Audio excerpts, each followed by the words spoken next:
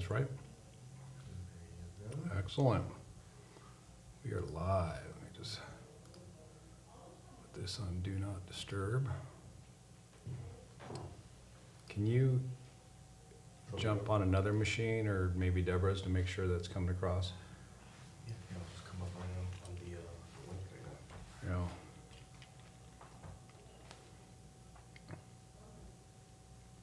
Looks like I got one person, I think, two people. Cool people are joining in.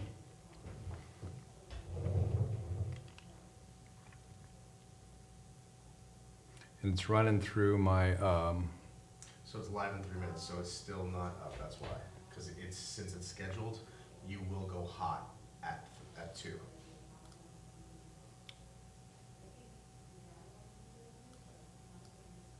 okay. I see people showing up over here. Cool. Oh, because that's the Facebook side, right? Both YouTube and Facebook. Oh, okay, cool, cool.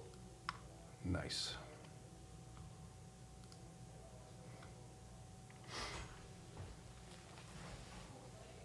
All right, guys, if you can hear this, we're going to get started in a couple of minutes.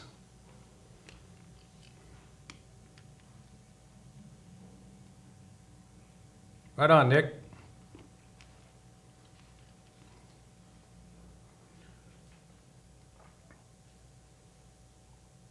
Chia, you've been following for a couple weeks now, and you're hooked. Appreciate that.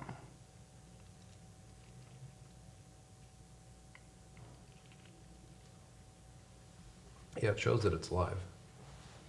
On my end, anyways. Yeah, because on... refresh.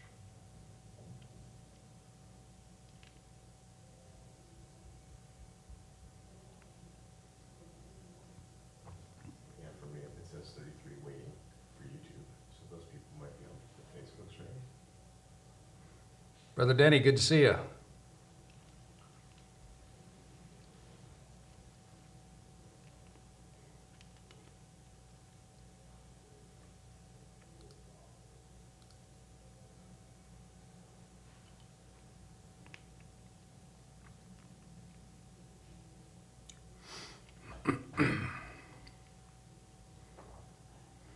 Three minutes.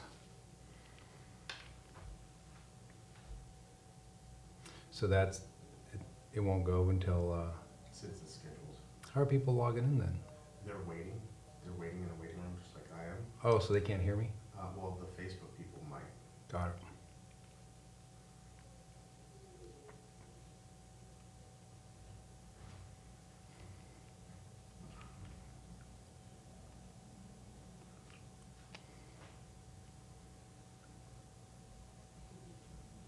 Awesome.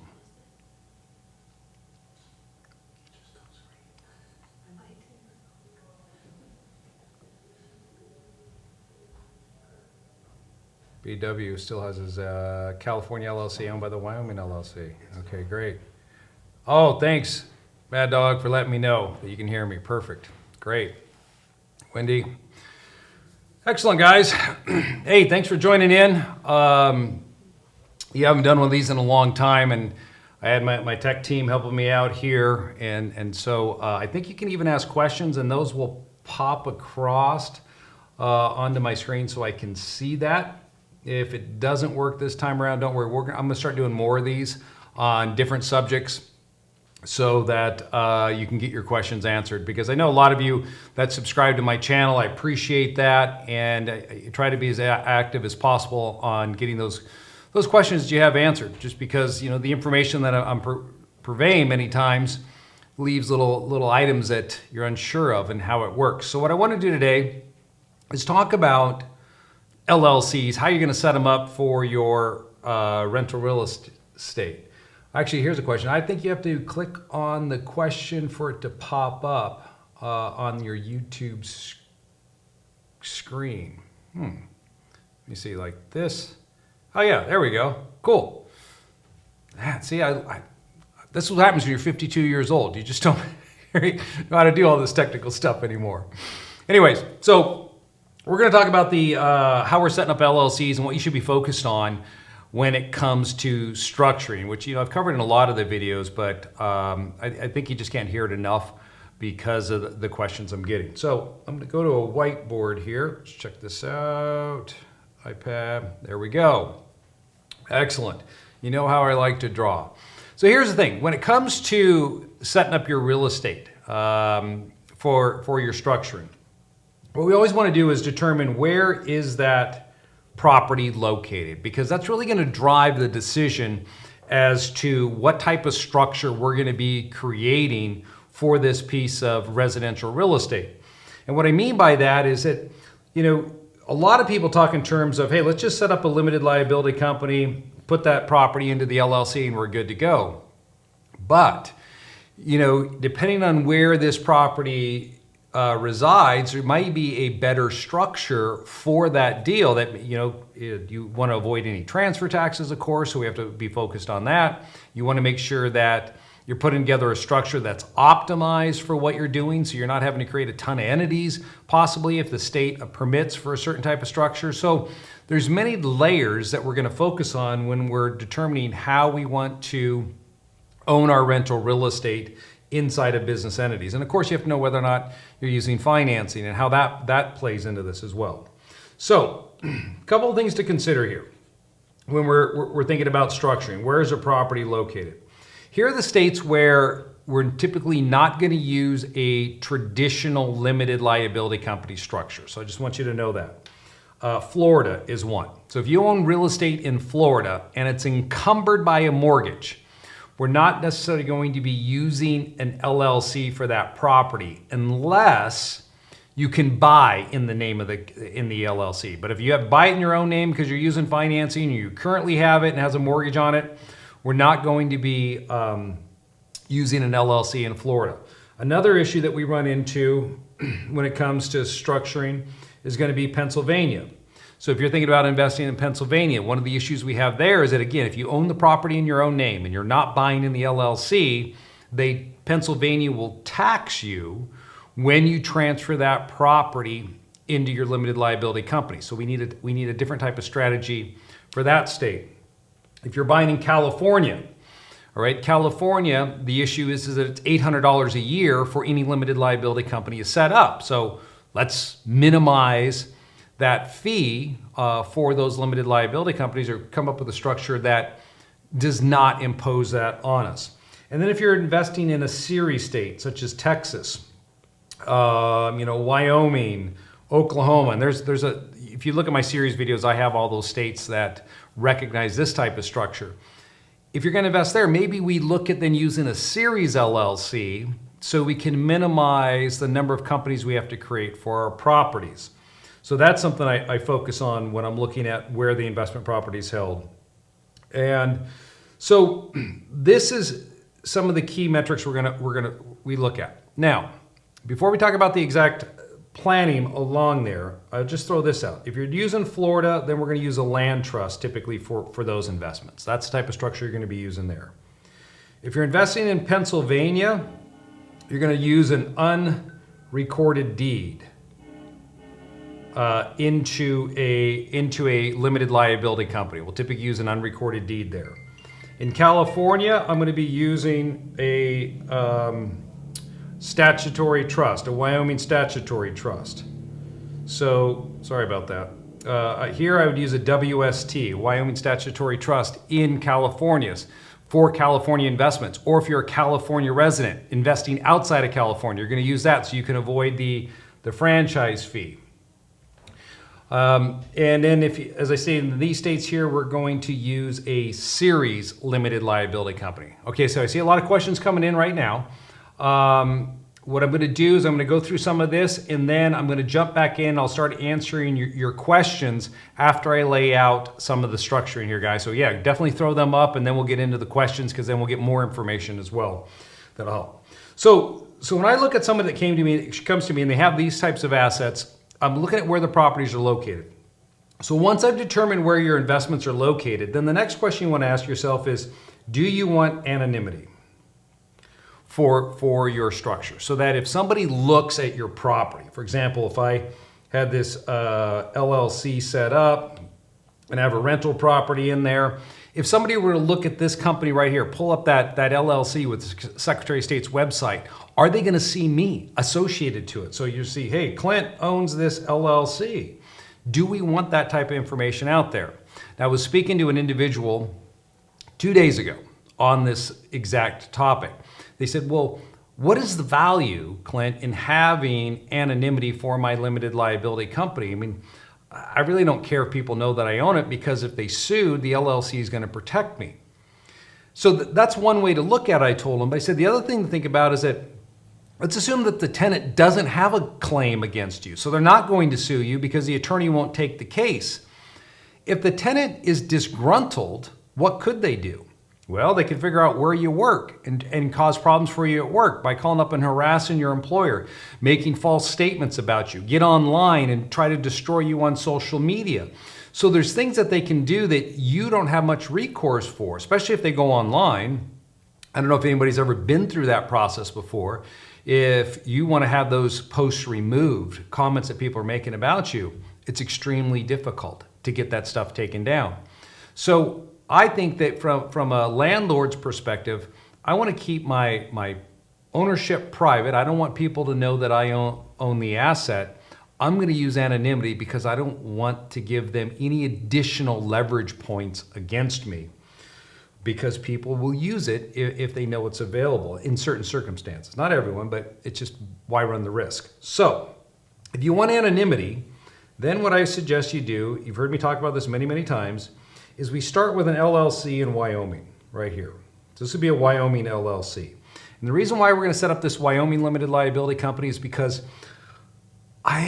when I set it up in Wyoming, I don't have to list anyone as far as the members or managers are with the Secretary of State. So I'm going to be the one running this company. So I'm going to make this one manager managed. I'm going to be listed as the manager. And I'm going to be the member down here of my LLC. And if I'm married, I'm going to bring my spouse in as well. And so she's going to be on this LLC as a member. And she may also be a manager. Why not? Both of us are going to be managers and members of this LLC. And so when we set this up to make sure that we have anonymity, okay, you can't set it up on your own. I, Clint, couldn't go to Wyoming and set this LLC up on my own, because if I did that, when I file it, I'm going to have to list myself as the organizer. And so I got this question the other day on the YouTube channel. Somebody was asking, Clint, can I set up a Wyoming LLC for anonymity? I said, yes, you can, but you can't do it yourself. You have to hire someone to do it for you, because when you submit the filing, if you're the one doing it, you have to put your name there. And on an annual basis, you want that same person to file the annual renewal. I have a client that I've been working with out of Texas, and he created an LLC before he came to us in Wyoming with another party. And then he came to us, and now he's working with Anderson here for Restructuring. And I saw his existing Wyoming LLC, and I said, hey, before we get going any further, we may want to create a new one for you, because on the annual renewal statement that was submitted, because he'd had it set up for over a year, I said, you filed that. The person you originally used to set it up, you didn't have them file it. When you filed it, your name got listed there. So if you want anonymity, you want to keep it in place, you can't be making any of the filings, or else you'll destroy it. So anyhow, you set this entity up first. Then once that entity is created, we need to look and determine where your property is located.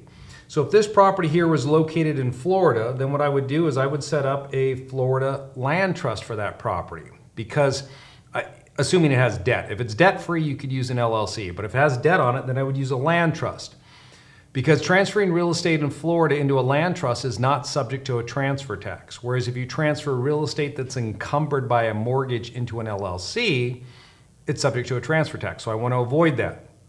Florida offers asset protection for their land trusts. So great, I'm going to have asset protection with this land trust, so if anything happens with the property, I'm protected. So I would set up a Florida LLC, make the Florida land trust, and make the Wyoming LLC the beneficiary. Let's say I pull another investment over here, and this one, this property happens to be located in, Texas. Well, if I know that I'm going to be continuing to invest in Texas, I'm going to be buying more properties there, then what I would create is a Texas series LLC that is member managed by the Wyoming LLC. And so what that's going to do for me is that when I file this Texas series and I set it up with Texas, it's going to ask for who is the member of this limited liability company, the member manager. And I'm going to put on there the Wyoming LLC. Okay, so then everything points back to here and nothing points to me individually. Now for this property, it's not going to sit directly in the parent. Because this is a series LLC, if you're not familiar with it, what a series LLC allows you to do is create little cells. And each of these cells operate like a separate limited liability company. But the difference is that you don't have to pay the fee to set up a whole new LLC to get that protection. All you have to do is register it with the state of Texas. You go to the Secretary of State's website, we file the cell, DBA for it. I think it's $15. It takes about 3 minutes. And then you have this structure created that can hold real estate. So you put your property into that cell, and then if you buy another property, you put it into the other cell like that. And then all these cells are owned back here by the parent LLC that you have in Texas. So that's a unique strategy to Texas. Now you may be saying, well, Clint, I don't live in Texas. My investments are in North Carolina. Great, if they're in North Carolina, then what we're gonna do is we're gonna create a typical standard North Carolina limited liability company. And it's going to be owned back here, just like we did these other ones, by this Wyoming LLC. And then that would hold your North Carolina property like this. So now you have anonymity there. Now, when we're setting these up, not all states collect information on the LLCs as far as the members or managers, or as far as the managers are concerned. So when I tell you that we're going to make this LLC member managed by this Wyoming LLC, I'm using that very generically because when I set up the structures, one of the things that I want to make sure of is that the client is put in a position where they have apparent authority over their limited liability company. What do I mean by that? Well, if you went and you're working with a lender or you're working with a bank and they ask for a copy of your operating agreement, they want to see your name somewhere on that operating agreement. Many times. So if I drafted a North Carolina limited liability company and I stated that it's member managed by Wyoming LLC, when they look at that operating agreement, they're going to see the LLC's name listed as the member.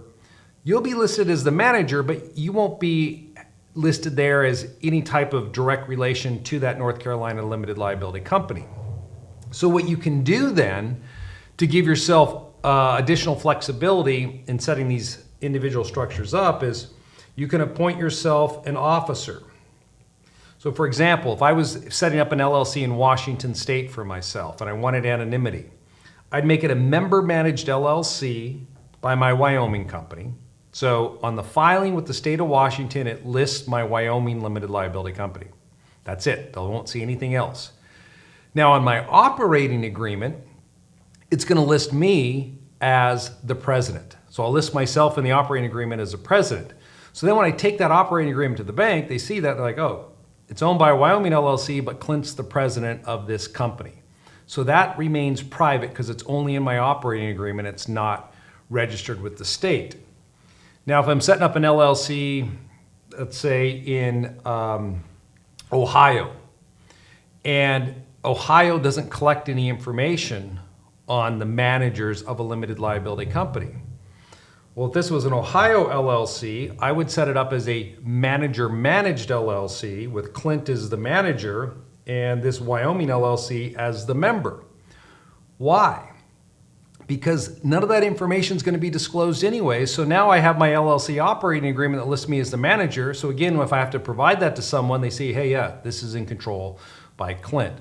And the reason I'm telling you this is that I want you to understand that there's nuances. You know, it's not a one-size-fits-all approach. And then when you're setting it up, if anonymity is what you're looking for in your structuring, then you should be aware that we're going to use different techniques based upon where the asset is located. to make sure that we're able to achieve, asset protection for you, no transfer taxes. I'm moving the asset in. And then at the same time, you hear me always talk about that business planning component, making sure that you can effectively run this business and you're not going to run into little roadblocks along the way because you're working with someone who doesn't understand what it is you're doing. So their safe space answer is always, oh, you can't do that. Why? Because. I mean, what type of hell of response is that? Give me an actual reason why. Okay, so this is how we're typically going to create those, and you just keep building them out. Now the key here in setting this up is that all of these structures up top, whatever state you're investing in, these are all going to be disregarded if it's just you. If you don't have any other owners, it's just you. They're going to be disregarded for federal tax purposes, so you don't have to file a tax return for any of these entities. Okay. Now, the blue box down here, I like to treat this as a partnership. So it will file a 1065. And if you watch a lot of my videos, I talk about the benefits of this, is that in filing a tax return for the blue box, the holding company, you're going to change how that income hits your 1040. And what it's going to do for you is that if you're going to be working with traditional lenders and trying to, increase the size of your portfolio through debt financing, then you want to ensure that you're going to get credit for every nickel you bring in rental income. And if you don't have a structure set up that treats the income through a partnership, that is, you own the real estate in your own name or you hold it through disregarded entities, then if the lender you're working with is a Freddie Fannie lender, that is, they're writing a loan using Freddie Fannie guidelines, they're going to hold back 25% of your income. And that's going to create problems for you on your debt to income ratio. So we want to think down the line when we're creating these structures to make sure that we're maximizing the structure's overall benefit for our plan going forwards. And so that's why I would treat this one as a partnership in my structure. So what you should get out of this is that whenever you're setting up an entity or an entity to own real estate, if it's rental real estate, then that entity needs to somehow be tied to the state where the property is located. Now, on occasion, you may run into this scenario. Let's assume that you have a closing. Texas is a perfect example for this structure. Right now in Texas, it's taking about 13 days to file an entity. Florida at the beginning of the year was taking up to 18 days to get an entity set up. Now, if you ever run into an issue where you're trying to close in the name of an entity, or you just need to get the property transferred out of your name, but you don't have the time to wait for the filing to record, with the state of Texas or say Florida, my example, then you might want to consider doing this, setting up a Wyoming LLC up here for purposes of closing on this property down here in Florida. And this is exactly what I did for a client at the beginning of the year. He had a closing coming up. He put in an offer. It was a cash offer, 14-day close. Called me up, said, Clint, I need to get a new LLC set up in Florida right away. I said, there's no way I'm going to be able to do this for you. Florida is just, they're backlogged right now. You won't have it for closing. Well, that's not what he wanted to hear. But I said, well, here's what we're going to do instead. We'll set up a Wyoming LLC for you. You'll close in the name of the Wyoming Limited Liability Company. So we'll close that way. After we've closed, then we'll take that Wyoming LLC and we'll either domesticate it or foreign file it in Florida. So we'll either domesticate it to Florida, which means we'll move it to Florida, or we'll foreign file it in Florida doing business there because it owns real estate, rental real estate in Florida. And in point of fact, he went to closing and the title company refused at first to close in the LLC. And he's one of our platinum clients, and I'm working with him, and he goes, what do I do? I said, get the title company on the phone with me. Let's do a three-way call. I'll talk to him. And sure enough, I get this representative of the title company on the phone. I said, why won't we close in the LLC? She goes, you can't. I said, why can't you? Because it's a rental in Florida. And I said, yeah, I know, but show me in the code where you can't, an out-of-state LLC can't own real estate in Florida. Her next response is, but he's doing business there, so it needs to be registered in Florida. I said, that's not your problem. you're hired to do one thing, and that is to close on this property. Whether or not my client chooses to register his LLC is between him and the state of Florida, not between him and his title company that's hired for a closing. Would you disagree with that statement? And then, of course, she backed off and said, all right, yeah, we can take care of this. So you'll run into situations like that, okay? If you use this strategy, just got to push through it, okay? It's because they're not accustomed to seeing it, and so they're trying to find reasons not to do it rather than reasons to do something. All right, so that's the one situation where you might use an out-of-state entity to close on a deal in a different state, is when you can't get your entity set up in time. And that's why many times I tell people, if you know that you're investing in a specific jurisdiction, like we do a lot of investing in North Carolina, we will actually set up multiple North Carolina LLCs. I'll have 15 of them just sitting on the shelf. I call them shelf limited liability companies. Because I'm going to be using them for closing on my next pool of properties or whatever we're acquiring, because we're constantly buying there. And so if you're in that scenario, you're doing a lot of acquisitions in a certain area, set up 5 or 6 LLCs so you have it ready to go when that next deal comes along. So you can actually, if you're buying for cash, you can put the offer in the name of the LLC as well. All right, so let's check out some of the questions here. Let me see. So Mr. James states, what if I already have, let me just move this out of the way a little bit here.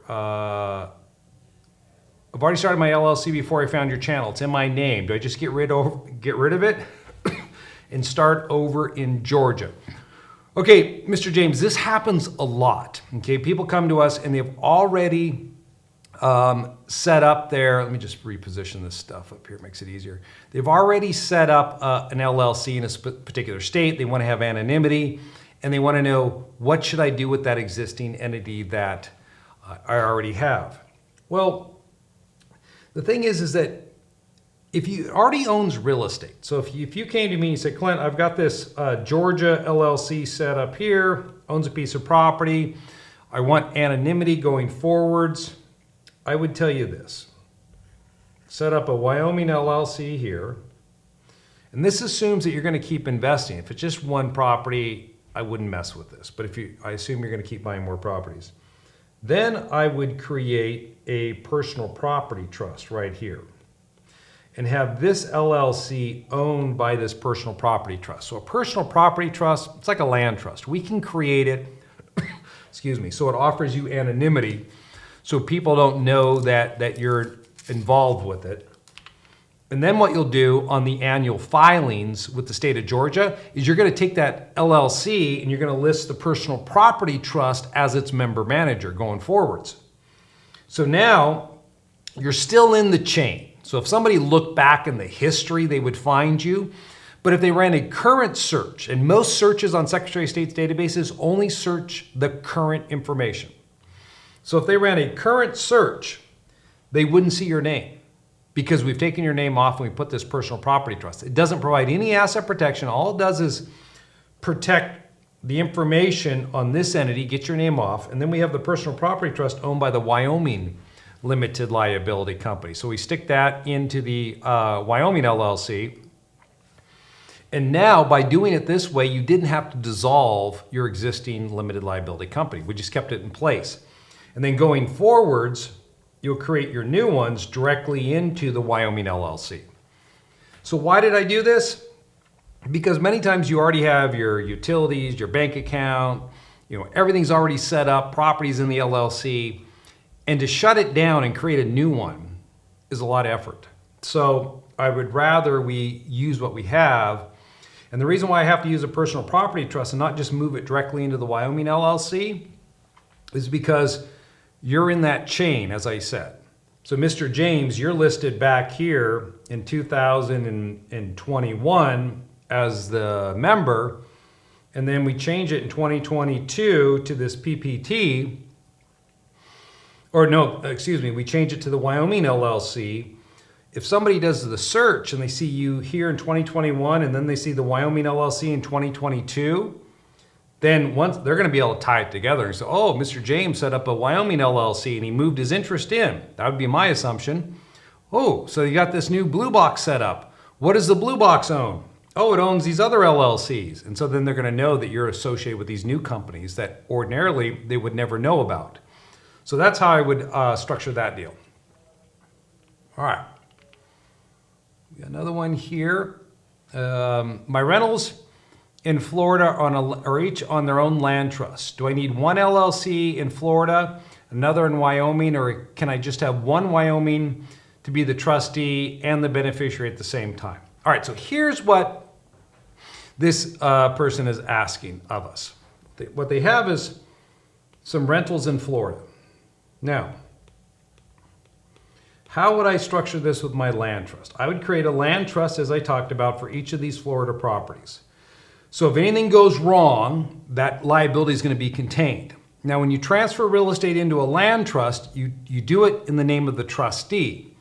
So for people that are setting up or investing in Florida, we'll typically use a Wyoming LLC as the trustee of all of these land trusts. So one Wyoming LLC can serve as a trustee of all of your trusts that you create. So when you transfer the property into the green box, if this company here is ABC LLC, then it'd say ABC LLC, trustee of Green Frog Trust, just like that. So that's how title would appear on that property. Now at the same time, the question is, can I turn around and make the trustee LLC the beneficiary of this land trust? You could, if you wanted to. You could do that. I prefer to keep things separate. I don't like to have my trustee the same as my beneficiary. I like to keep them separate. So I'd have a separate beneficiary down here. So this would be Wyoming LLC number 2. The reason why has to do with what's referred to as the merger doctrine, where if the trustee and the beneficiary are the same, title doesn't transfer. It's an old legal doctrine that's adopted in some states or still in effect. So I would keep them separate. A separate LLC down here for the beneficiary and a separate LLC for the trustee. I think that's the cleanest way to go when you're putting this together. All right. I have disregarded, let me see this one here. I have a disregarded Wyoming LLC holding my personal savings and investment accounts. When the IRS asked, I choose to open bank accounts was the right choice since I don't plan to have tax on it. Okay, so here's another question then on this. What about your savings? So I was talking to a client today who has 2 brokerage accounts, and the total of their brokerage accounts is about 1.7 million, and then they have some cash as well. And they said, well, what do I do with that? I said, well, you've got your real estate structure right here. So we talked about creating, LLCs like this. And then I said we should create a separate LLC in Wyoming over here. And inside of that company, we're going to put your cash in your brokerage accounts. Why would I make that recommendation? Well, I don't want to mix the real estate LLC holding company with the what I call safe assets over here, which is the cash. I want to keep them separate because if anything happened here and somebody was able to pierce the veil of this LLC and they came down here and they got into this real estate LLC, I don't want them to find $1.7 million payday. So I'm going to separate that cash out. And then he asked me, he goes, what happens when I have $30,000 in rental income generated that have flown down to that company? How does it go from here to here? Well, you take a distribution, you write yourself a check or do it online, and then once it hits your personal account, you just contribute it over here. This entity here is disregarded. Means it doesn't file a tax return.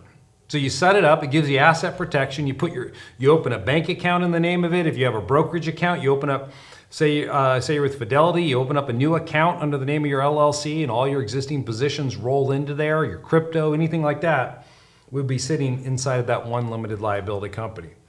No tax return here. This one should be a partnership, so you file a tax return right here. So in this structure, you see 4 entities, but there's only 1 tax return that would have to be filed. All right. Okay, so here's a question. For those in California affected by Prop 19, how should you use LLCs to pass rentals to our heirs? What are the risks and complications? Are there California experts in the firm to help me with this? Okay, yeah, so I'll tell you this. With Prop 19, not our area when it comes to passing them on and using LLCs. You'd want to find someone local in California that has that level of expertise and is up on the Prop 19 for your personal residence in order to get it passed on. I mean, Prop 13 with the California reassessment's not an issue. As I stated, if you have real estate in California, we would move it into a Wyoming statutory trust. That's simple. It's not subject to reassessment when you place it inside of that trust, and you get the asset protection without the $800 a year franchise fee. Okay. My sister, which lives in South America, is my land trust trustee. She does not have assets or bank accounts in the Americas or any risk for her being a trustee. But I recently got a claim. Yeah, you should not have someone who is not a U.S. citizen serving as a trustee of your trust, plain and simple. So either use a business entity or somebody else, but do not have her as that trustee, because there could be negative ramifications for you with estate taxes when you pass. In addition to that, complications as far as trying to get a hold of her to deal with any legal claims that come up against it. What I would probably do is have her resign and have her give you a trustee's deed, appointing you as the trustee of this trust or an LLC that you created, and get all that fixed with the county recorder's office so that she's off there. All right. Can a Florida land trust collect rent and send it directly to a Wyoming LLC bank account?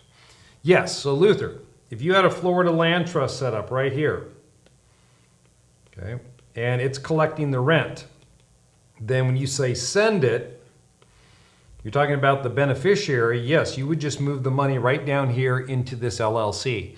This is one of the reasons why I often tell people, if when you're opening your bank accounts, let's say you have your personal account with Wells Fargo, then I would open up a Wells Fargo account for this LLC and a Wells Fargo account for your land trust.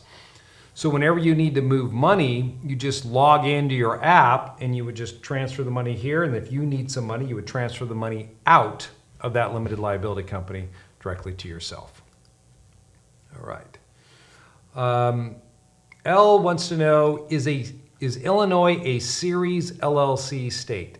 It is. Illinois is a series LLC state. We set them up there all the time. In Illinois, you have to register your cells when you're setting up a series LLC. That means you have to make a specific filing with the Secretary of State in Illinois for that series LLC. All right. So this is a follow-up. You handed your claim and to your insurance adjuster, and he told me that he'll deal with them, but he's never had a claim, and it has me very worried. Okay, so this is a follow-up to your question, having your sister who lives in South America as your trustee. You know, one of the things that I want to touch on in this is that when you transfer your properties into these structures right here, remember you want to change your insurance, okay? Have that entity listed as an additional insured under your policy. Or better yet, name it as the named insured, then you could be an additional insured for that real estate. A group that or two groups that I know that do this. One is National Real Estate, I think it's NREIG, National Real Estate Insurance Group, and the other one is Chubb. I think there's 2 B's in it. Both of those companies work primarily with real estate investors. So when you have assets inside of entities, it's not a problem. They'll even give you an umbrella policy over all your entities, so they don't have to do it on a per entity basis like some insurers will do. So you might want to check them out. All right, rents due.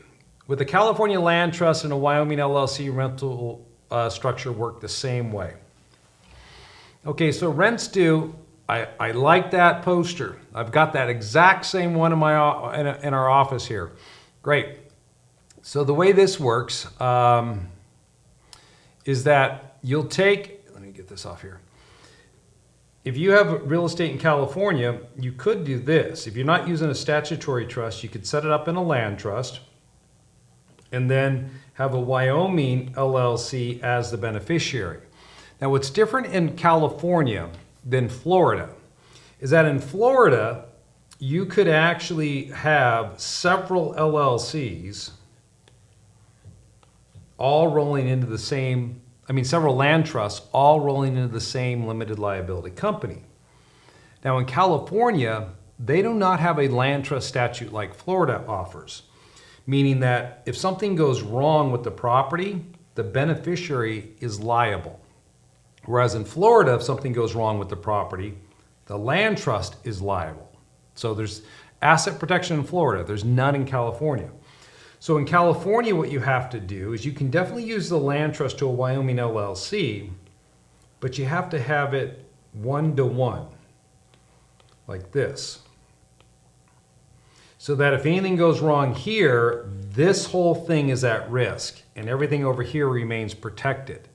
Because if you stuck all your land trusts into the same Wyoming LLC, if something goes wrong with this structure right here, they're going to get both of these as well in California. Not in Florida, but in California they would. So yeah, you can use that structure in California, but I prefer to use a statutory trust in California now, or a disregarded limited partnership. In order of preference, the reason why I like it that way is because I think it's simpler. Just one entity that I have set up there. Okay. Kevin says, happy he's able to catch us live. Oh, Rockstar. Oh, thanks, Kevin. I couldn't read it. It was a little small. Will there be notes given after this live event to recap? No, Kevin, we don't have any notes that I'm giving that recap this. If you want to see this in more detail, I teach an event typically every other weekend. I'll be teaching one on Saturday, tax and asset protection event for real estate investors. Myself and my partner, Toby Mathis. You can join. If you go to our website, andersonadvisors.com, you should see it right up there. Click on events and you can register. It's free, no charge. And we go really in depth in various strategies for real estate investors. Okay. So how does owning LLCs complicate my living trust? Okay. Owning limited liability companies, K9, does not complicate your living trust. So what is a living trust? A living trust is an estate plan. It's like a will that is, when you pass away, it's going to distribute your assets to your beneficiaries, but the difference is it doesn't go through probate. So when you're creating structures and we're setting stuff up, you got your Wyoming LLC, and it owns several state-specific limited liability companies. Maybe you have a business that you've set up, so you have a corporation over here on the side. Your personal residence is right here. How does all this work from an estate planning standpoint? Well, we'll take all of this and we'll put it into a living trust just like this. And so, when we place it into the living trust, what we're doing is we're changing the member of this Wyoming LLC to the name of your living trust. Now, that's all I have to change. These other boxes that are owned by the Wyoming LLC, we don't have to do anything with them because they're owned by the blue box. And so wherever I put the blue box, so goes the red boxes. Maybe a different way of visualizing it for you that might make more sense is like this. So they're nested inside of each other is what we have here. So when you have a living trust, you want to make sure wherever you show up as a member, wherever you're listed as a member, you transfer that interest into your living trust. Now, by doing that, when you pass away, if your business is in the name of your trust, your residence, all of those assets will bypass probate. And so that's the most important tool I tell people every single time when it comes to structuring. Really, that living trust is what you should be focusing on and getting set up, because you spend all this time accumulating assets into the future. If something were to take you out a week from now, 7 weeks from now, what's going to happen to those? Who are they going to go to? How are the beneficiaries going to receive your assets? If you have young kids, do you want a 14-year-old to inherit, $1 million in assets? How long is that going to last? Well, I know when I was 18 and I got $1 million, I'd be the most popular guy in my fraternity for probably a year and a half, because we'd probably blow through it in beer in that period of time. So those are things you want to protect against through your living trust from occurring. All right. Kevin, here in Texas, they keep telling me in today's age and technology, there isn't anonymity. Okay, so whenever people tell you that there's no way to have anonymity, all I say then, if you already have a structure, tell me my LLC. Give me information on the LLC that I own. Just challenge them on it. Say, go find it. Because I've seen it firsthand how it works. I've had clients that have been involved in lawsuits, and one client in particular in California not too long ago had to go into a deposition, debtor's exam. So he had a judgment against him for $1.7 million. And he sat down on this debtor's exam, and I'd structured him out, and he's got a lot of assets. And so a lot of entities were set up, and all of them were pointing back to Wyoming LLCs. I'm listed as a trustee on several trusts. So in the debtor's exam, they're going to ask you what you own. And so they start asking him what he owns, and he starts telling me he has some structures set up, and that they said, well, who set them up? And he gave them my name. And he said, there's another attorney in there. He starts punching my information in, and he sees, what I do. And make a long story short, after they got done questioning him about me, they turned off the cameras, turned off the mics. So they went off the record, and they said, listen, we haven't got into your assets yet, but it's probably pretty complicated. How about we start with a settlement offer of $500K? So they came down $1.2 million by realizing that this individual is working with someone who creates these types of structures and protects the assets. And they didn't even know what he had yet, because he couldn't find anything out when he went into the debtor's exam, and they were asking him to tell him everything. So it does work. I've seen it time and time again. It's successfully kept people's assets in their pockets. All right. My wife and I own a home and live in California. Also have one rental in Arizona, one rental in California. I have a rental in Tennessee owned by my self-directed IRA. What structure would you recommend? All right. So what I would do in your scenario there is California rental. I would use a statutory trust for it, like that. Now for your Arizona rental, I can't use a statutory trust in Arizona because we can't have anonymity in Arizona with a statutory trust. So I'd most likely use a limited liability company in Arizona, like this, for that Arizona property.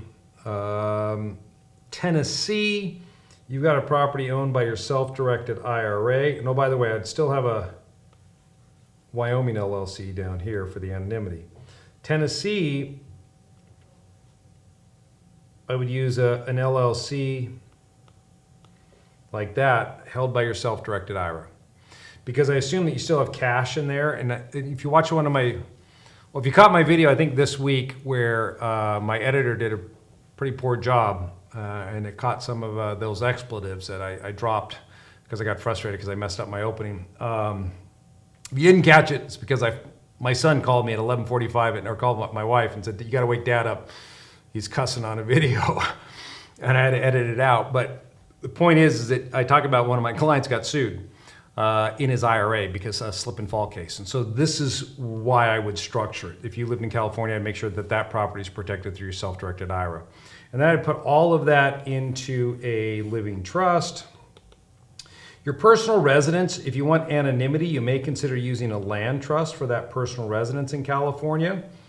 And if you want to get even more creative on that, if it has a lot of equity and you're concerned that someone might see that and be emboldened, you can always use a friendly lien against your own property, where you record a lien from your Wyoming LLC against your own house, sucking up the equity. So if somebody looked, it appears you have no equity in your property. Now, in reality, the equity's there.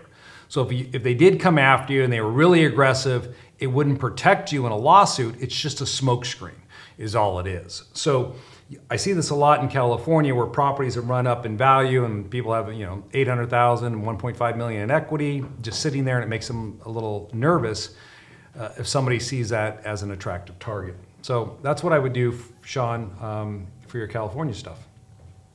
All right. In Florida, what is the cost of forming a land trust, and what is the versus the cost of the state transfer tax? Well, great question. What is the cost of doing a land trust versus just paying the tax and moving into the LLC?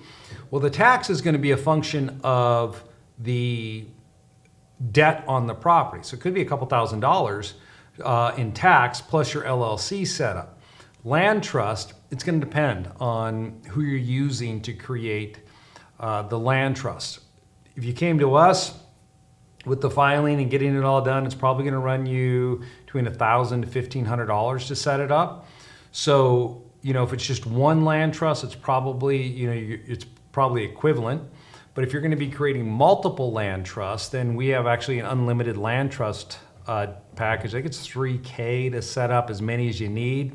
That's going to be more economical for you if you're investing in Florida, for sure. So you're right. It's a dollars and cents when you're doing that, Eduardo. Okay. I guess I'd be looking for a rough estimate how much it'd be for a Texas LLC and Wyoming LLC to get me started. Please, I will need contract work for creative finance like Pace Morby. Well, before we go there, Kevin, I don't know if you've done a strategy session with us yet. If you go to every one of my videos, look in the show notes, you can set up a strategy session. I would first do that to make sure that that's the right type of structure for you. I hate to tell people, just go ahead and set those LLCs up, because there's always nuances. And I'll give you an example of this. Somebody sent me an email the other day and they said, hey, Clint, can I sell property out of a limited liability company? Okay. Now, I'm sure you all could answer this. If we were talking right now, I said, hey, can you sell property out of an LLC? Sure you can. Anybody can sell property out of an LLC. No problem. That's the standard answer a lot of people would give. But the response that I sent back to the client was as follows. How many people, or how many members are there in the LLC, right? How many are involved in this limited liability company? And do you want a 1031 exchange? Do you want to set it up so you can do a 1031 exchange?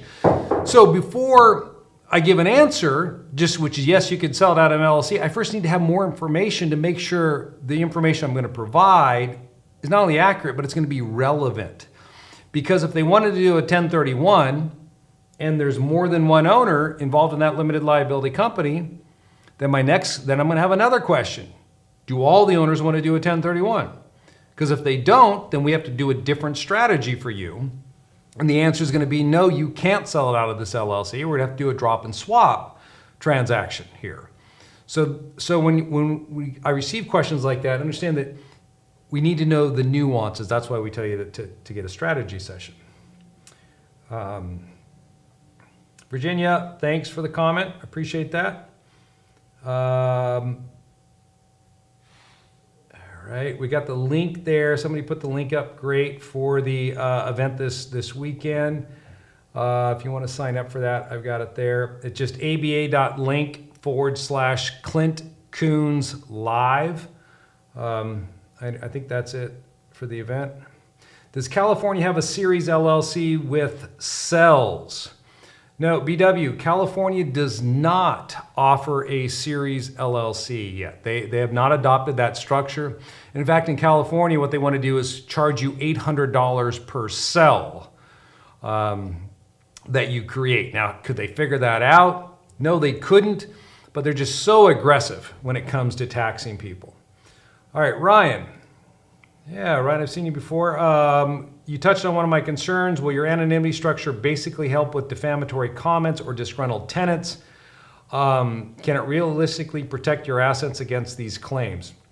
Yeah, when you have anonymity, Ryan, they're not going to know, especially because many of you use other property managers, or you've heard me in one of my videos talk about the fact if you're managing your own property, then you don't have to disclose you're the owner. Now, I know it ruffles some feathers with people. They think that that's being fraudulent, not telling the tenant that you own the property. I say bullshit, right? What does it matter? It's none of their darn business who owns the property. In fact, I don't own the property. You know who owns the property? The limited liability company legally owns that property. I own the LLC, and I am not under a duty to disclose that to anyone. That's private information. All I am is the property manager. I am not the owner. They tried to insinuate somehow that I was lying to the tenant. I'm not lying to the tenant. I'm being 100% accurate. And if I was in court and I was deposed, they couldn't say I committed perjury if I was asked that question. If I told someone I don't own that property, I am not committing perjury because that is the truth of the matter. So, yeah, it does work. And, you know, one of the things I tell people a lot is that the likelihood of being sued, okay, really small. I've had 2 properties burned down in the last 6 months because of faulty wiring. Nobody got hurt. I've not been sued for that. Now, could it have happened? Somebody got hurt? Possibly, and then maybe they bring a wrongful death claim against me, saying, oh, you didn't have a working smoke detector, even though the tenant was the one that probably disabled it. That's why it wasn't working. You would still be involved in a lawsuit. But by saying the likelihood is small, what I'm referring is that I've been investing for 20 years, and I've never been sued with any of my investments. And you've heard me talk about, you know, that my portfolio now is well over 300 properties, close to, I don't know, 600 doors, different asset classes. And so it's not a small amount of real estate that I own. And you think the more you own, the more likely that you're going to be sued. Yeah, it does go up. I've had trees fall through houses before and narrowly missed killing someone. But it doesn't stop me from using asset protection. The fact I haven't been sued, I still appreciate that there's always that potential. I've never once sat down with one of our clients that's being sued and they said, yeah, I knew this was going to happen. Because if you knew it was going to happen, you'd take steps to prevent it. You don't want anybody to be hurt. But it's when you get that letter that, you know, I'll share this letter on Saturday with you if you join me, where that IRA is being sued. You know, somebody slipped and fell, and so it wasn't even a tenant, it was a guest of a tenant. It's those types of situations that you're protecting against, because if they do happen, you want to make sure that all your stuff isn't hanging out there. Why not use the Wyoming LLC? I'm not sure, Eduardo, what that one's referring to. It's probably a previous question. Sorry, I don't recall. Brother Denny. All right. Can you make an LLC to be the trustee of all your statutory trust? Yes. So just like with the land trust, Danny, you can have one. You have several Wyoming statutory trusts. You can have one LLC here serving as a trustee, and that's how I would set it up. Just use one trustee LLC. The organizer of the statutory trust, okay, so that would be, you know, Anderson if we were setting them up for you. You wouldn't be the organizer because you don't want your information listed out there. All right. Okay, very interested. Sorry, I'm just, is it still disregarded if partnering with a spouse? Okay, so Nick wants to know this. Let's assume that I have an LLC in Wyoming. This actually, Nick, I'm glad you asked this question because this is something I should have covered as well. So if my spouse and I are members of this limited liability company, how do we treat it as a partnership? Well, to have a partnership, you have to have 2 members. So because I have 2 members, it doesn't matter where I live, I can now elect to treat this as a partnership. Now, for whatever reason, if you didn't want to treat this LLC as a partnership, if you live in a community property state, those are West Coast states, Texas, Nevada, California, Washington, and there's a few others. If you live in a community property state, then you and your spouse can still be a member in the LLC together, and you can elect to treat it as a disregarded entity, which means it does not have to file a tax return. Partnerships file returns, disregarded entities do not. So the issue that comes up a lot for me in working with individuals is that there's this scenario here. Hey, it's just me. I'm the only owner of this company. Can I be a partnership? You cannot be treated as a partnership if it's just you. You have to bring on another party. So how do we then fix that scenario? Because you want partnership tax status for your Wyoming limited liability company. Well, one, if you don't have a spouse, then maybe it's a parent. Maybe you bring your dad in or your mom in as your partner. Now, when I say partner up with them, they're not going to have any liability here. And as far as their ownership is concerned, you can have 99.5% ownership and you give them 0.5% ownership. There you go. You've got your partnership. It could be another, maybe you already have an existing business that you've set up. So you have an S Corp or something like that you have, or S or C Corp that you've set up. You could give a 0.5% ownership interest to your S Corp. There you go. Now you've made a partnership between you and that company. So all you need to do is have an additional taxpayer there at a 0.5% ownership interest, and you can create your partnership if you're single and you're looking to get that. All right, that was a good question, Nick. I forgot to mention that. Okay, how should the holding companies be taxed, C or an S? The holding companies, Douglas, should be partnership tax status or disregarded in that preference. Do not make them a C or an S at all for this structure. All right.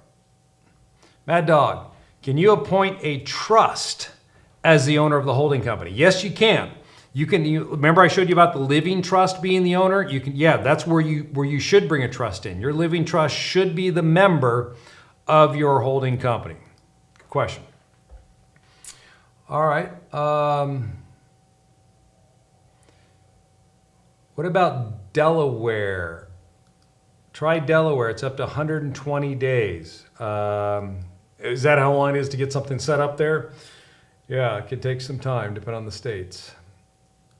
Okay, Kevin, I think in the previous video he states that the holding company should be an S Corp. No, Kevin, the holding company would be a partnership. Now, maybe in a video I did talk about that. I'm not saying I didn't. It might have been in relation to a specific type of strategy. Maybe it was a flipping strategy, not a buy and hold. And I was looking at that. But generally speaking, they're going to be a partnership or disregarded entity. Bradford wants to know, can you have a trust as the member of your holding company? Yep, we already covered that. So we'll go past that one. The LLCs can't be disregarded when being owned by a partnership LLC. No, the LLCs that you're setting up here, Brother Denny, they are disregarded when held. So when I set up several LLCs like this, in fact, this is exactly what I was working with a physician before I started this today. They had this structure created. He and his wife, she's a real estate professional. She claims rep status. This entity here is a partnership down here. And all of these LLCs, these happen to be Washington State LLCs, all of the LLCs up here are disregarded for tax purposes. So none of these have to file tax returns because they have one owner. When you have one owner in a limited liability company, you can't, the only tax status you can elect is going to be S status, C status, or disregarded status. You can't elect partnership. You have to have two owners in order to do that. So that's why in the blue box, we have both spouses as the members because they wanted that partnership tax treatment there. All right. All right, we talked about that. Can you choose a land trust? Great question here. Can you close in a land trust, then add your LLC as a beneficiary at a later date? Absolutely, you can do that. Now, this is where it gets into, the business planning side again, about putting deals together. So if you're going to close on a piece of property in a trust, do you want to have all of this stuff displayed for purposes of closing? Probably not. I wouldn't. What I would do if I was closing in a trust is I would set it up where I am listed as the beneficiary of my land trust. If I was going to close in a land trust, I'd have my LLC over here as a trustee of this. So when those docs get sent into title, they're going to see me associated back to this trust as the beneficiary. So it's going to make my closing really simple. After I've closed and the property's in there. Now remember, the trust is a private document. So when they title the property, the trust will be titled on property, not the beneficiary. So they're not going to see my name. Once I've closed, then I'll take my trust beneficial interest and I'll put it over here into my Wyoming LLC via an assignment of interest. That's what you're going to do. So great question that you brought this up, because this is more the mechanical side of doing offers and working with title. There's certain times you can disclose information. It doesn't matter because it's not going to be on a public record. Okay, so if I assign 50% of my interest in a California LLC from my personal name to a Wyoming LLC, the 1065, will the Wyoming LLC be required to pay $800 to California? It will. Cost of doing business in California, correct. All right. Rick, why not just close in a land trust and you add your LLC as a beneficiary at a later date? Rick, that's just what we discussed. Okay, that's what you would do. Close in the trust and then bring the LLC at a later date. All right, here's a good one. Shin, how would you name those shelf LLCs? Okay, I'm glad you asked this question because this is what you don't want to do. Okay? You don't want to set up your shelf LLCs and do something like this. No, what was it? Blue Ridge 1, Blue Ridge 2, 3, 4, 5, 6. Now, it might be simple for you when you're setting all this stuff up, but what's going to happen is when you start using them, you're going to get them confused. All right, so use different names. They should not tie together. The other thing about this is that somebody's going to know if you see all these Blue Ridges that they're owned by the same owner. And so if you lose anonymity on any one, they're all going to fall. And so they're going to realize it's all you. So I would keep those names separate. And here, a great point to put a finer point onto this actually is about 2 months ago, an individual that we're working with, they had set up this type of naming convention. And what happened is that they had bought a property in Blue Ridge 2 that they were rehabbing to flip. Well, one of the members in this deal here shut Blue Ridge 2 down because they thought it had sold the property that it owned. And it was really Blue Ridge 3 that they should have shut down, but they got them confused. So they shut down Blue Ridge 2 rather than Blue Ridge 3. Now, when they're trying to sell this property, title company looks to see who the owner is. They see that's Blue Ridge 2, and Blue Ridge 2 has been dissolved. So title says, we can't close on this deal. And then this person calls us up and they're in a panic mode. They said, hey, I have to sell this property. It's got a hard money loan on it. What am I going to do if I don't sell this? They told me that it'll take 6 months before I can resell the property, which is accurate because when if they transfer title out of this dissolved entity back to their own name, then the lender is going to require a 6-month seasoning before they'll loan against it. So they were kind of screwed because they did this and they shut the wrong entity down. That's why I don't like using the same name with just a different numerical number, numeric digit up by changing these. Now we fixed it for them.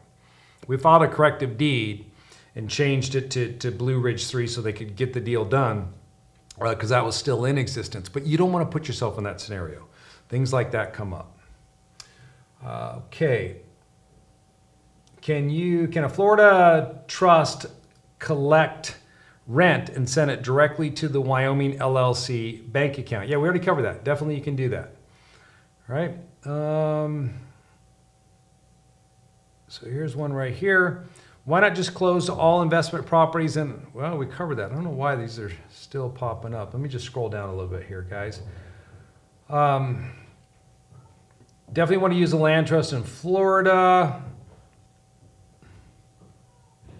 Let's see where we go. Shin, I understand that you've been suggesting using a warranty deed instead of a quitclaim deed. Is there anything we need to be careful of in this process? Okay, Shin, great question. So when you have property right here and you're going to move it into an LLC over here, many people use a quitclaim deed. In fact, remember I told you I was just speaking with someone before I started this YouTube live event today, and I showed you that structure.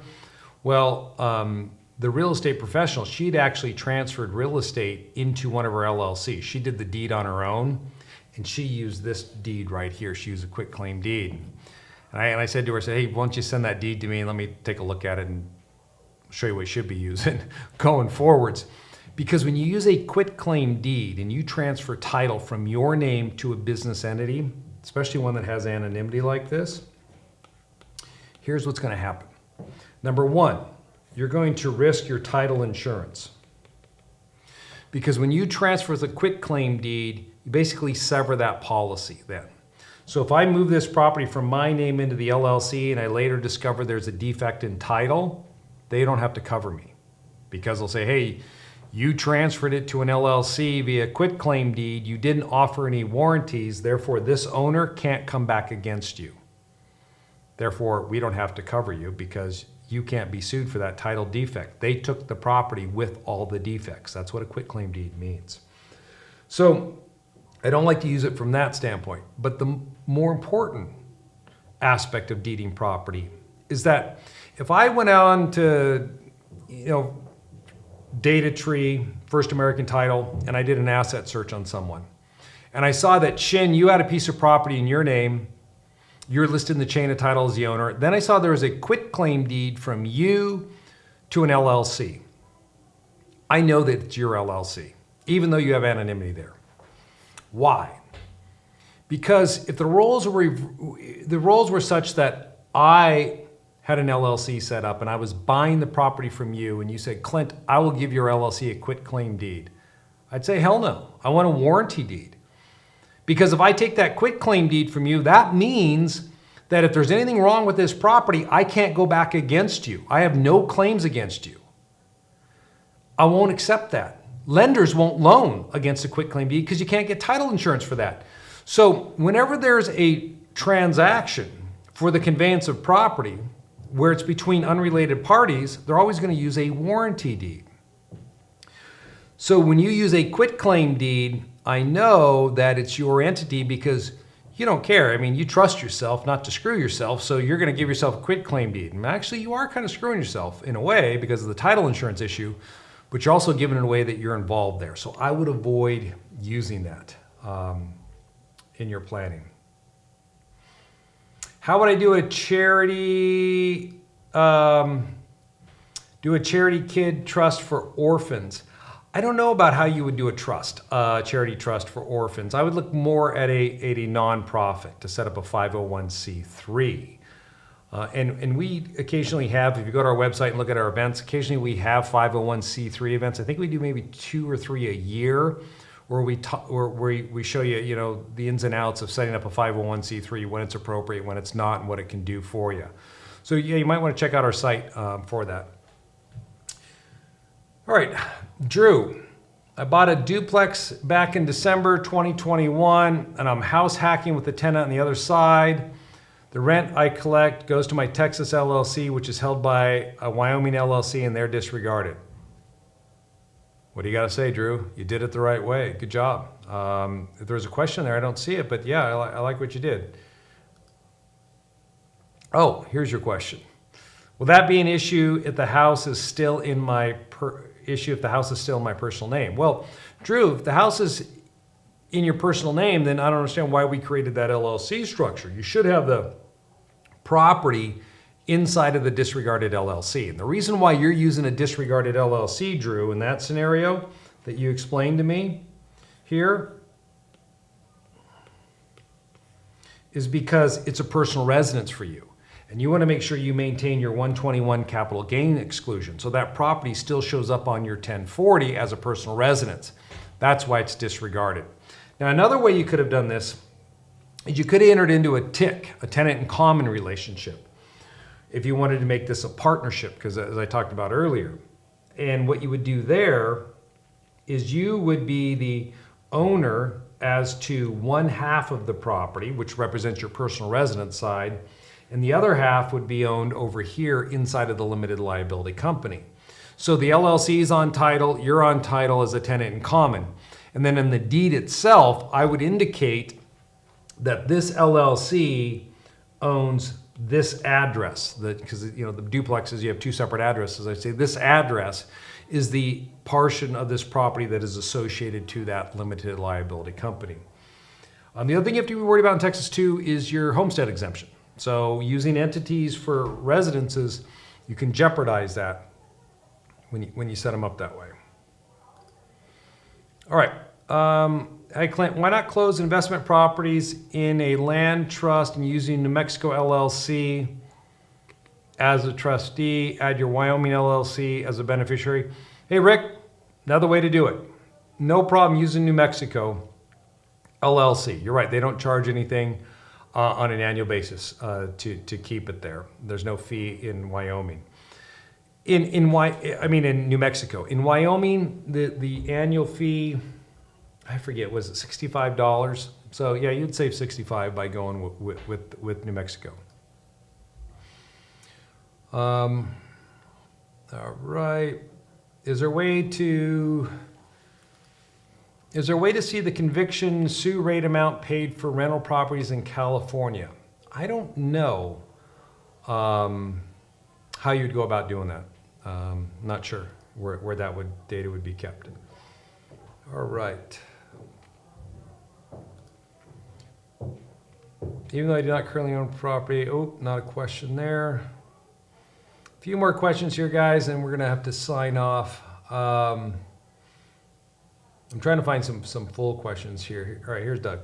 When you're transferring your assets, cash, or needing to sell a property to another one of your companies, does the taxation work? What is the correct way to do this if you're transferring assets or cash needed to another company? Well, Douglas, it really depends on how your structure is set up and where we're trying to get the money. If you're just trying to get it into an LLC like this, there's two ways you can do this to fund. So this is where I need the money, and I'm down here. Well, the first way to get the money up here is through a contribution. And what that means is you'll take money from your personal account, you'll first move it into the blue box, the Wyoming LLC, and then from there, you're going to move it into the red box. And so that's called a contribution, is what we're doing there. And you would list it as such. Now, the thing about making a contribution is that if something goes wrong up here, you risk losing any amounts that you contributed. That means you're an unsecured, you're not even a creditor. You're unsecured there. You're an investor. So there's no protection for you. So the other way you can do this is via a loan. And the way you could do that is you could just loan money to the LLC directly, or you could contribute it here and then loan money to here this way. It's probably better if you did it through your blue box, so you maintain the anonymity so your name doesn't appear anywhere on that property. Now, if you loan it, then what happens is that you would record a deed of trust against that property after closing. So you wouldn't want to do it, until after you've closed on the property, because you're probably going to have a first position lender there. So what happens now on this property, let's say I bought the property, I have a first with Wells Fargo for $120K, and then I have a second with Blue Box for $60,000 against that property. So the total debt now is $180K against that. Now, with the debt, if something were to happen with that property and a creditor came after this company, Secured creditors are the first ones to be paid, meaning this, that if the property was sold at auction and it brought in $200,000, Wells Fargo gets paid back their $120,000, Blue Box gets paid back their $60,000, and then that leaves $20K to go to your creditor. So this way you can make sure that any capital you're putting into that investment, that you're going to be secured in the investment. So if something ever goes bad or south with it, you get paid. So a loan is another way to fund a deal rather than just making a transfer of cash directly in. Douglas wants to know, can a spendthrift trust be used to avoid taxation? Now, a spendthrift trust isn't going to avoid income tax. You may be able to avoid estate taxes, but not income taxes. Okay, did that one already. Guys, I'm going to do one more here, and then we're going to have to close out. Here we go. Would you still recommend a holding LLC over Florida? Living in New York City, going to go to Florida in 6 to 12 months. Either way, just go the DBA foreign qualification. Would setting up in Florida let me deduct the cost of the move? Well, it really depends on what you're doing. If you're going there to invest and you're buying investment property, then we can look at whether or not you could deduct costs. But if you're moving there and changing residency, that's not going to happen. Now, would I recommend a Wyoming LLC over Florida LLC? The reason why I would recommend the holding company over a Florida LLC is because of the anonymity. Florida doesn't provide anonymity for you. The second thing is charging order protections. When you set up an LLC like this, you have charging order protections, meaning if somebody came against you here, they couldn't take your LLC interest. So if you're by yourself, it's a single member LLC. If I'm an owner in a single member LLC, it's a Florida LLC, if somebody sued me, they could take my LLC in satisfaction of that judgment. Whereas Wyoming, they don't allow that. And so we set our LLCs up in Wyoming in a very specific way to ensure that the membership interest is protected from the claims of a Florida creditor. If it was a Florida LLC, we wouldn't be able to do that because Florida law does not provide for the same types of protections that are provided for in Wyoming. All right, guys, I hope you got a lot out of this. As I stated, be sure to check back. If you haven't subscribed to my channel, you can definitely do that, and you'll get notified next time we're going to be doing a live event. I'm going to try to set these up for about every 3 weeks, pick a new topic, and just go through there and answer questions for you and help educate everyone on the topics of tax and asset protection for real estate investors. I do want to thank you for those of you that have subscribed to the channel and for you watching it, and keep up those questions, and we'll keep the conversation rolling. Take care, everyone. Thanks a lot.